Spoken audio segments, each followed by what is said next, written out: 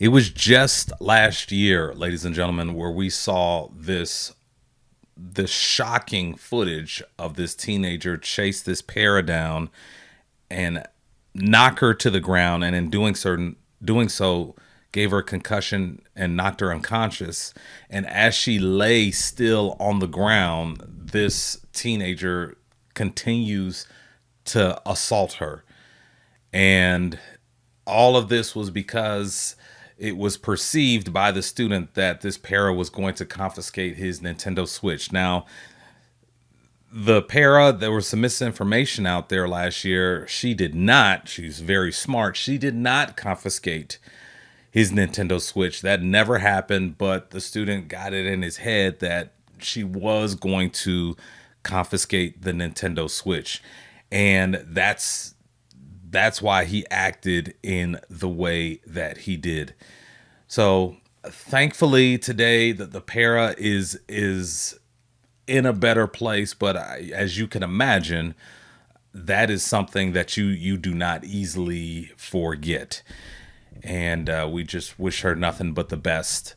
As far as the student, because when you look at everything in its totality, you look at the student, and definitely he needs to be held accountable for that. But then you also consider the fact that he has not had an easy life. He has autism. He's adopted. His adopted mother was pleading with the judge for leniency. And as you can see here, the mother said, I don't think he'll survive prison. So it's tough all around. But at the end of the day, definitely the student needs to be held accountable for his actions. He'll be 19 in a few months, I believe it is.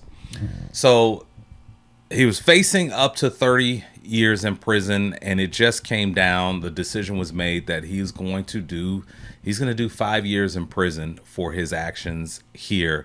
And this is just a still, for those of you who haven't seen it, this is just a still of that footage. But as you can see, it's awful. It's awful. And it's tough, very, very tough situation. But at the end of the day, the student is held accountable as he was waiting for his case to come to its conclusion and a decision to be made about his consequences. The people have been working with him to help him get his GED. His mother, the woman who adopted him when I believe he was 5 months old, she's been with him, and she'll continue to be with him and help him make it through his consequence. I'm certain of that. And we just hope that as he's in prison, as he's doing his time, we hope that he gets treatment, gets an education, continues to be educated, and he's just a better person at the end of the 5 years, or however much time he ends up doing.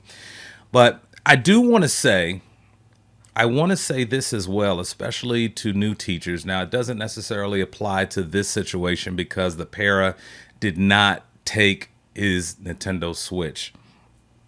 There was a time, and it still happens in some districts. Let me add that. But there once was a time when it was just whatever, just like I'm taking it. Like teachers, you go up to a student's desk and just put your hand out, and here, you can get it back at the end of the day, or you can get it back at the end of the class, or you need to go to the principal to get it. It was, and I remember we were quite bold with it at times in terms of the confiscation, because that word confiscation, that points to power. Like, no, I'm taking this. I'll be taking this. I'm educating you right now, so you don't need this.